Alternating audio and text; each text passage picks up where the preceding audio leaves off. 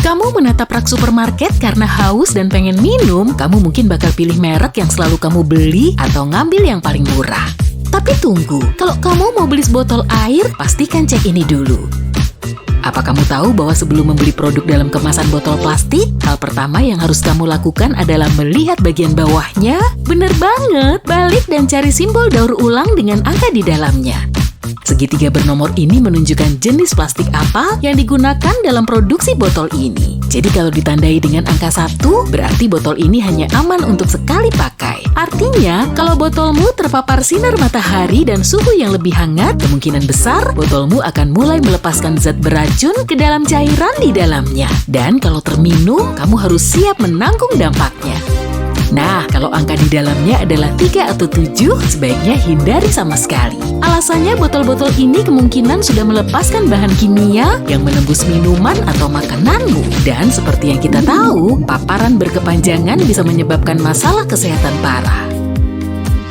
Sebaiknya cari yang punya angka 2, 4, 5, atau huruf PP.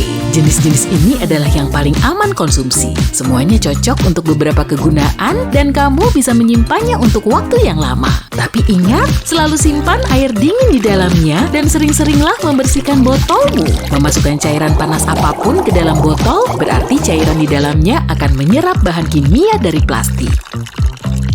Nah, selagi membahas botol plastik, kalau kamu melihat botol-botol dikemas jadi satu dengan plastik, jangan ragu, buka aja dan ambil sesuai kebutuhanmu. Supermarket menggunakan ini sebagai strategi karena mereka tahu konsumen biasanya malas merobek plastik dan akhirnya mengambil sepaket air atau soda cuma supaya nggak repot.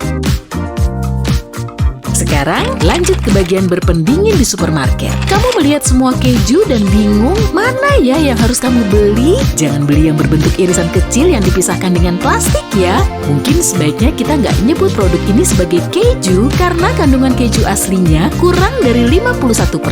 Produsen seharusnya memberi label produk keju bukan keju. Dan kalau mau lihat apa tulisan kecil ini ada, kamu bisa cari di kemasannya. Saat membeli keju keras, kamu harus memperhatikan warna, tekstur, dan yang terpenting, lubangnya. Pertama, keju harus seragam dan tanpa kerak putih. Alih-alih memilih keju yang punya lubang tak rata dan asimetris, kamu harus memilih keju yang lubangnya tersebar merata di seluruh potongan keju. Oh ya, sebelum membeli, cobalah remas kejunya. Bentuknya seharusnya bisa kembali ke bentuk asalnya, dan kalau benar, ini dia keju yang sempurna untuk kamu beli. Lanjut ke ikan. Saat memilih ikan, pastikan kamu memperhatikan matanya dengan baik. Tapi jangan sampai jatuh cinta pada pandangan pertama ya. Kamu cuma perlu memeriksa apakah mata ikan itu cerah. Mata gelap dan bengkak menandakan ikan itu sudah nggak segar dan mungkin sudah melebihi masa konsumsinya.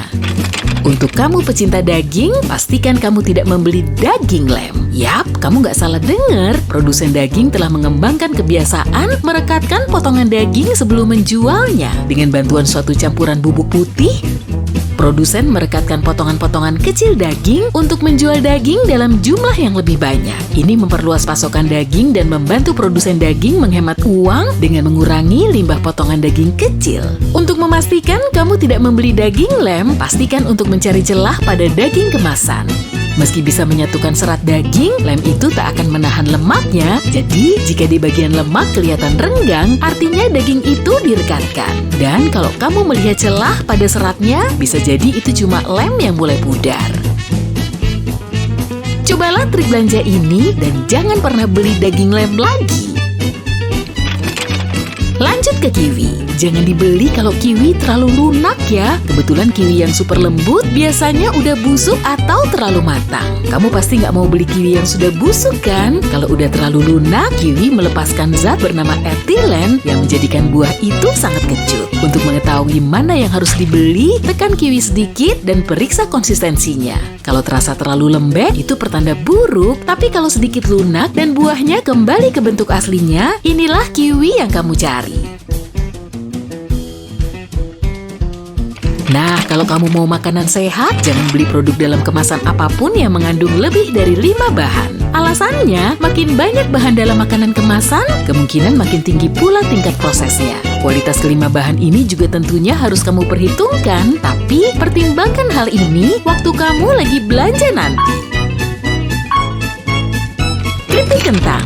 Siapa sih yang nggak suka makanan renyah ini? Tapi apa kamu tahu bahwa sebagian besar keripik kentang kemasan sebenarnya cuma terdiri dari 42% kentang? Pilihan tetap ada di tanganmu, tapi kalau jadi kamu, aku sih nggak bakal beli. Lihat dulu bahan-bahannya sebelum kamu membukanya. Oh ya, kamu pernah lihat kantong sayuran yang bertuliskan 4 kg kentang, wortel atau apel di dalamnya? Apa menurutmu beratnya memang segitu? Ternyata enggak. Kamu bisa mengecek setiap kemasannya dengan timbangan untuk melihat berapa berat sebenarnya. Tapi biasanya 4 kilo isinya cuma 2 kg dan seterusnya. Bukannya supermarket mau menipu kita, tapi kebetulan kemasan ini sering diisi dengan tergesa-gesa oleh si pengemas. Terkadang jumlah asli produknya yang dimasukkan ke kemasan 4 kg ini tidak sesuai. Nah, meski kamu lebih suka pisau cukur warna pink, sebaiknya hindari ya. Pernah dengar istilah pajak pink? Ternyata barang-barang yang dibuat untuk perempuan punya harga 7% lebih mahal dibanding produk serupa yang dibuat untuk pasar laki-laki. Wanita dianggap sebagai pelanggan yang baik dan rela membayar harga lebih untuk produk yang sama. Tapi kalau kamu mau berhemat, beli saja yang biru. Sekarang sebelum kamu membeli produk segar, perhatikan dulu kode PLU-nya dengan baik. Kalau kamu belum tahu, kode PLU adalah angka yang terdiri dari 4 atau 5 digit yang ada pada stiker yang ditempelkan di sejumlah produk. Kode 4 digit biasanya berarti produk yang dijual ditanam dengan cara tradisional, bukan organik. Pastikan kamu melihat tiap produk yang ada, karena mungkin bisa aja tertukar dirah. Nah, kode 5 digit yang dimulai dengan angka 9 hampir selalu menunjukkan bahwa produk ini ditanam secara organik. Jadi kalau kamu mencari produk organik, pilih yang ini ya. Jangan pernah membeli kentang hijau. Kentang hijau benar-benar ada, dan meski sebagian besar tidak pernah sampai ke toko, kamu tetap wajib waspada. Kentang hijau bisa menyebabkan masalah kesehatan dan kualitasnya sangat tidak baik untuk dicerna.